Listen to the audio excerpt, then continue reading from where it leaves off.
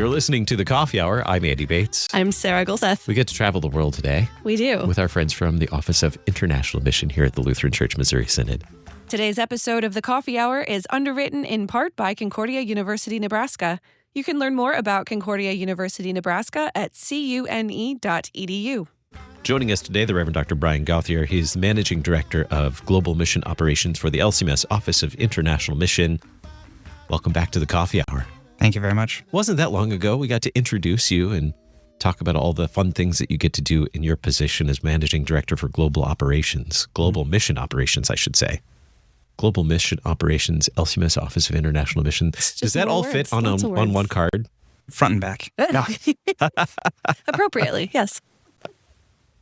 So we need a Managing Director for Global Mission Operations because it's a very large operation, right? Yeah. We have missionaries all over the globe serving on behalf of the Lutheran Church Missouri Synod, working with partner churches as well. How many people do we have out in the field? Any idea? We have about 92 missionaries. 92 missionaries. Around the world. And partnering with numerous partner churches around the globe. What does that look like? How are we structured when it comes to missionaries serving around the world? Yeah, great question. So OIM is broken up into, there's the global mission operations, which I'll talk about in a minute, and then the global business operation. So my counterpart, Blake Warren, is the Managing Director of Global Business Operations, and he oversees what you don't see in all the advertising and publications for our mission work. It's all the work behind the scenes in St. Louis. And so included in that is missionary services. That is the care we give to missionaries, the whole department for onboarding, training, facilitating home service.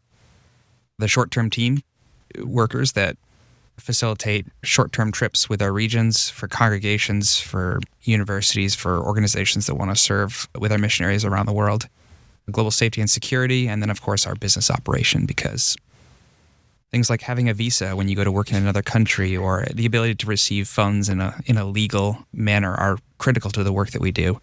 So there's a team of, I believe, 17 of us that are on the St. Louis side. And then when we talk about the global mission side, we have 4 regions: Latin America, the Caribbean, Africa, Asia, and Eurasia. Each region has a regional director and then a team under them that serve the missionaries. So my work is to oversee those regional directors and continue to interface with the work they have, which is with church planting missionaries in particular countries. It's with projects that are meant to serve the mission, or in many places we work alongside of an altar and pulpit fellowship partner, collaborating with them, providing theological education, seminary training, resourcing, as we collectively strive to plant Lutheran churches and take the gospel to those that have not heard it yet. That's a lot of people and a lot of things. I know there's a lot of activity that happens over in OIM, just a lot of things that happen to keep missionaries supported, to help everything just function well. Talk a little bit more about some of the things that happen with the support staff and the missionaries and how all of that kind of works together on a daily basis. Yeah, it's dynamic. And so each region looks a little bit differently, but all have a regional business manager that attend to kind of all things logistical as it relates to specifically our missionaries. And I believe we have, in almost all our regions, we call them a care coordinator or human care coordinator. And the idea there is, the work is really important, but so is the care for our missionaries that do that work. And there's a tremendous amount of stress and unknown that comes with being a missionary. I like to tell people that are thinking about missionary service or applying that your stressors here in the United States, they don't really go away when you move overseas. They're just heightened in really weird ways. And so everything from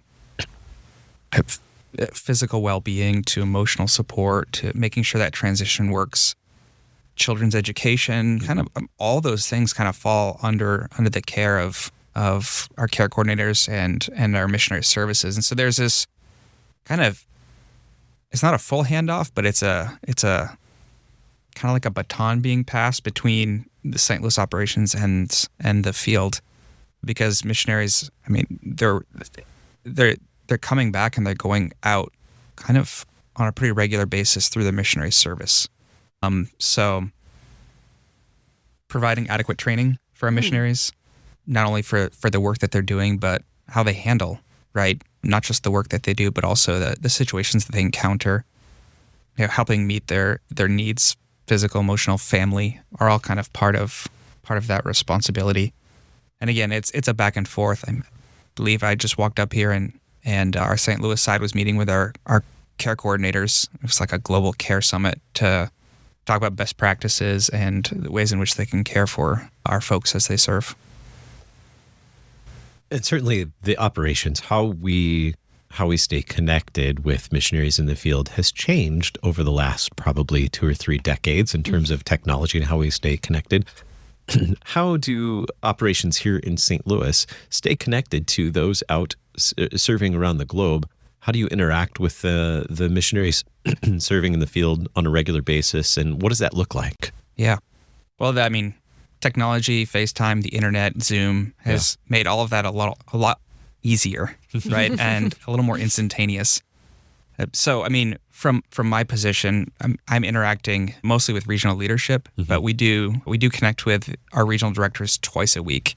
So I do have a meeting, like I connect with every region once a week. That's usually me and Blake, my counterpart, and then the regional director and regional business manager, and we talk all things, whatever that region, right? Could be strategy, it could be missionary care, it could be gaps that we're trying to fill, or strategically, thinking for the next project.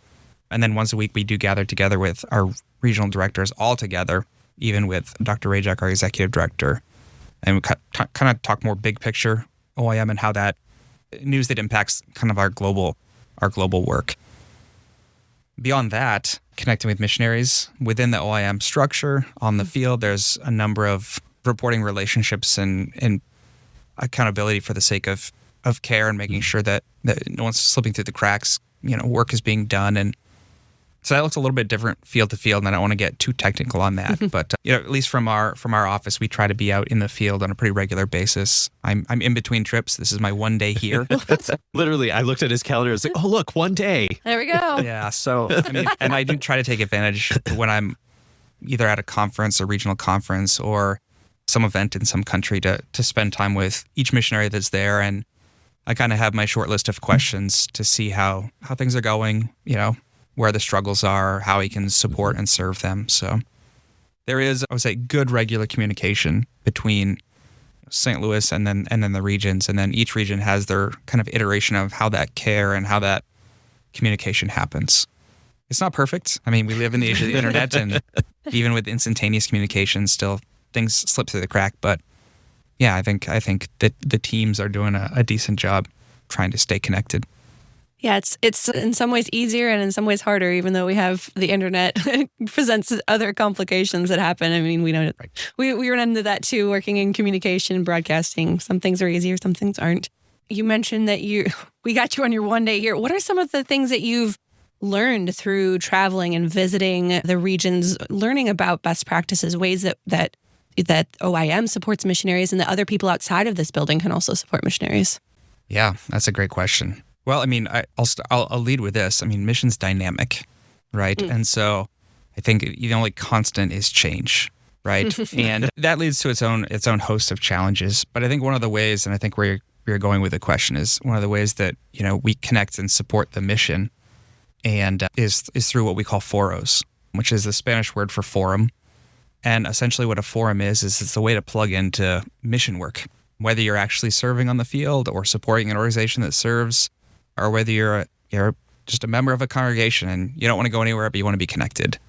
A FORO is the gathering, a routine gathering around a table in a particular country around a strategic plan that focuses on church planting. And so we've been doing FOROs for probably around 20 years, mostly in Latin America. We have 12 up and running in Latin America. But at the 2023 convention put forward a resolution that this model be replicated around the world so that other FOROs established in other regions, so that congregations, RSOs, districts can come to the table and talk about what church planting looks like in Romania or Japan or Malawi, and ask questions, learn about mission service, learn about best practices, pray for the mission, pray for the missionaries, pray for those receiving the gospel, bringing human resources to the table, And that can, be through short-term teams, through specialized vocational skills, and then of course financial resources. We're talking with Reverend Dr. Brian Gauthier. He's Managing Director for Global Mission Operations for the LCMS Office of International Mission. We'll learn more about FOROs in just a moment as we continue our conversation here on the Coffee Hour. I'm Andy Bates. I'm Sarah Gulseth.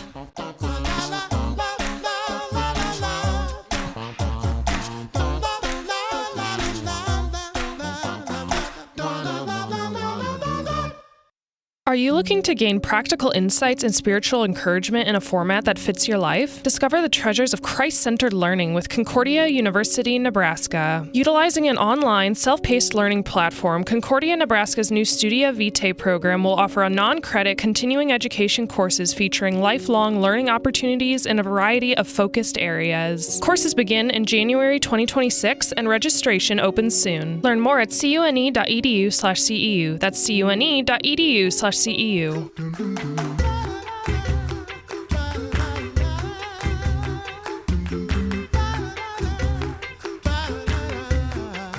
Welcome back to the Coffee Hour. I'm Andy Bates. I'm Sarah Gulseth. Today we're learning about FOROs. What is a FORO and how is that organization or structure within the LCMS Office of International Mission helpful? How does that keep the organization organized? And how does that help me connect to what's going on in international mission? We're going to talk about that in just a moment. So the idea of FORO it really started with our missionaries serving in Latin America and the Caribbean, correct? Yeah. What did we learn through those early days of FOROs in Latin America and the Caribbean that really helped us? It helped you realize this is how we should organize all of our missionaries. Yeah, well, I think one of the things we discovered is there's a lot of people, individuals, congregations, districts, organizations that are all working in countries. And sometimes we don't realize who's also working in those countries. Sometimes we're replicating work, we're stepping on each other's toes. So I think the idea with the FORO was to say, hey, everybody that's in this country, we're going to meet together and we're just going to have a conversation. We're learning about what everybody's doing. And so it was a way to say, hey, let's not step on each other's toes. Let's not replicate. Let's figure out what's going on and let's kind of chart a course forward. I mean, there's always that meme, I think with the Spider-Man, and they're all pointing at each other, right? Yep. You kind of discover that like, oh, well, we're doing this here and we're doing the exact same thing here. And well, we're supporting here. And it's well, we should probably talk about this, right? Just for the very basic, like it would be good stewardship to figure out what's going on. So that's the impetus behind it, right? And then, people love to serve, love to assist, love to support. And many people just, again, don't know where our church is working, in what ways our church is working. And so the FORO provides that opportunity to plug in and say, oh, I didn't know our missionaries. I didn't know we had missionaries in this particular country. And I had no idea they were doing this. And I'm really interested in that. I'm going to talk to my pastor or talk to my district and get involved. So, I mean, that's the early kind of coming together of the FORO. Now, it developed over time. And so, in countries where the FORO is well established, there's typically 2 meetings a year in country in Latin America. So missionaries would gather together with either other members of the mission, if it's an OIM mission field, or representatives from the partner church, if there's a church body with whom we're working. They'd review strategic plan. They'd do strategic planning, talk about where the needs are, how we can best support the planting of churches, whether that be through theological education, through various mercy projects that will connect people to the church, and establish that plan moving forward. And then as partners come around the table, they get to hear stories, they get to witness presentations, they get to go to churches, they get to see people get baptized, and they come back the next year or in 5 years and they see them confirmed. And it's a way for them to say, hey, we really value this particular work. We love what's going on here. We love the trajectory of the mission, and we want to commit to this. We want to be a part of this. And so it provides a collaborative and a healthy way for doing mission. Why the focus on church planting? You said that the main focus is on church planting, the strategic priority. Why is that the main strategic priority here?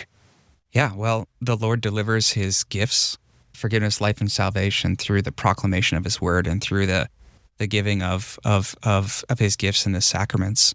And so that's core to what it means to do mission. And so that's our primary focus, so that other people can hear the saving word of Jesus Christ proclaimed, receive his gifts in very real, tangible, objective ways, and rejoice in that. And so that's what we're about in the Office of International Mission, is that planting of Lutheran churches and allowing people to connect to it. And then where there are even established churches, we're not necessarily planting churches for them, but we're coming alongside of them and providing them resources, training, collaboration, theological education, so that planting of churches can go forth. And so the FORO provides that opportunity to kind of think through all of those things. So it certainly the FORO provides an opportunity for the folks in the field. What does the FORO have to do with me? Yeah, well, it's a way to plug in. Yeah. It's a way to learn what is going on in the field. And so the FORO itself, the event, it's typically a 2-3 day event. So I'll walk you through what an actual event looks like. So the meeting would be hosted in a particular country. We'll say Belize, right? So the FORO in Belize, the team on the ground gets the agenda together, and that's an OIM mission field. And so there's a strategic plan there developed by the missionaries in collaboration with regional leadership as far as church planting, various sites, mercy work. And then there are a number of organizations, RSOs, that are working in Belize, congregations that are connected, individuals. There'll be an advertisement. We're going to have a FORO in this month. Come on down this day. And every FORO has these components in some order, right? There's some cultural event. It could be him going to a coffee plantation and learning about how coffee's produced. It could be, we're going to do this particular tour. It's a way for those that are not from the field to get to know the particular context, the country, see some of the dynamics, and begin to understand a little bit about the place in which our missionaries are serving. There's always connection to worship. And so it's usually over a weekend where participants will participate in a divine service with the mission. And oftentimes big events are tied to FOROs. So baptisms, ordinations, dedications of spaces, celebratory events, so that those on the ground that are part of the mission or the local church can kind of see the larger Lutheran church that exists outside the particular context. There's reports given. So missionaries are, I'm a church planter in this area in Belize, and this is what I've been up to in the last 6 months. Here's what the plans were. Here's how things are going. We've got this particular English as a second language, mercy project going. Here was the plan. Here's what we've been doing. Here's some of the fruits of that. And so there's usually a day of reporting. And then, of course, there's meals together. There's all the conversations that happen in between the formal presenting. Like, I never knew this, right? What about this? I have an idea here. What are your thoughts? And it's just a great day to network. And then there's a business meeting portion where the plan has been presented and they talk about a budget for what it's going to take to get these projects across the finish line. And that's where our FORO partners often gather around and say, hey, we can commit this team to come down and help with this particular project, or we can commit this amount of budget dollars to help support this particular church plant. And so it really is a collaborative, event. And again, FOROs look different in each field. And as they launch, we have one in September, the 24th through September 30th in Germany. And it's going to be hitting up 3 different cities in Germany to work with the Persians, and then down in Berlin, ending up with a business meeting in Wittenberg. It's going to be a little bit longer because, it's not a quick 3-hour plane ride down to Germany, right? It's and you're dealing with, 7-8 hours of difference in time. Yeah. So as FOROs roll out in the other regions, they're going to look a bit different. It may not be 2 a year in those particular countries. It may be 1 in country, one domestic, where people are gathering together, reports are given. But that's generally, what a FORO will look like. Yeah. Who are some of the people that serve on these FOROs? I'm just really curious because it sounds real interesting. Yeah. So I think we have 12 or 13 districts send a representative on behalf of the district. Mm-hmm. So they're connected to various FOROs, again, mostly in Latin America, but beginning to branch out into Europe. Registered service organizations, we have a number of them that sit at the table. Mm-hmm. And, through what they do, whether it be Christian education, right, or theological conferences, they take a seat at the table and they, affirm the strategic plan, and then, hey, we can commit to this, conference or scholarship or whatever. Individual congregations are a huge component. The last FORO I was at, they were representatives from 4 congregations that some had been connected for just a couple of years. Some have been connected for a decade. And again, that longevity, right, allows you to kind of see mission work as, I mean, it's exciting, but it often happens at its own pace, right? And then you begin to see tremendous growth. You see kids, right, or people that were baptized and brought into the church, right, after 10 years, they're serving as an important part of, that mission, and maybe even considering seminary. Individuals, I heard about so-and-so, or this missionary was my pastor, before they took a call to be a missionary. And so I come down to participate in the FORO. So generally, those are who you're going to see at a FORO: individual congregation members, congregations, registered service organizations, and districts, along with the regional team and missionaries in country. How do we get connected with a FORO? Like, how does a congregation or an individual get connected with a FORO? Like, maybe I'm interested in what's happening in this part of the world. How do I do that? Like, yeah, call me We're asking for us. Yeah. No, I mean, get in touch with the Office of International Mission and say, hey, we have roots and we've been serving here and we'd be interested in connecting to a FORO. You got news on a FORO here. Let me know when it's starting. If you happen to know missionaries on the ground, talk to them and say, hey, we'd be interested in supporting the work going on here. Is there a FORO here? Can we plug in? We would love to have more people, right, participate in these FOROs. So whether it be you're just interested and you're willing to kind of serve or connect anywhere, or you have a particular part of mission work you like a lot and you'd be interested in connecting to, I'd say reach out to the Office of International Mission, myself or Blake Warren. We'd be happy to connect you to FOROs going on. If you like a particular region, feel free to reach out, to regional director of the regional team and ask. Mm-hmm. How have you seen FOROs really benefit the work that's being done on the ground? Yeah. Again, one of the benefits of the FORO is it forces a strategic plan to be established, right? To think through what has God called us to do on the mission field, or if you're a local church, what is the work that we have? And then how do we make plans to kind of carry that out? And so it puts an intentionality to the church being the church. And so I think that's one of the big benefits. It helps our mission fields and our partner churches think about mission work and planting churches, right? It's not about just building a building, right? It's about, where are we finding opportunities or pockets that we could set up a preaching station? And it puts church planting kind of on the forefront of everybody's mind, because that's, you meet twice a year in this FORO to talk about that particular plan, right? It keeps mission and that kind of outward trajectory of the work really in front of our missionaries' eyes, our partner churches' eyes.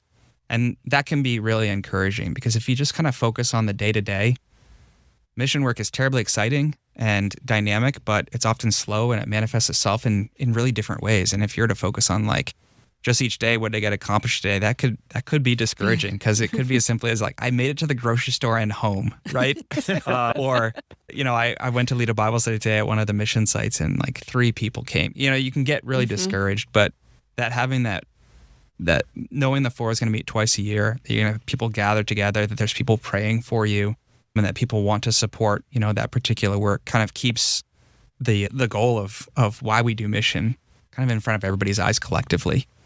And of course, having church body congregations or districts that are standing behind your work is incredibly uplifting as well as a missionary.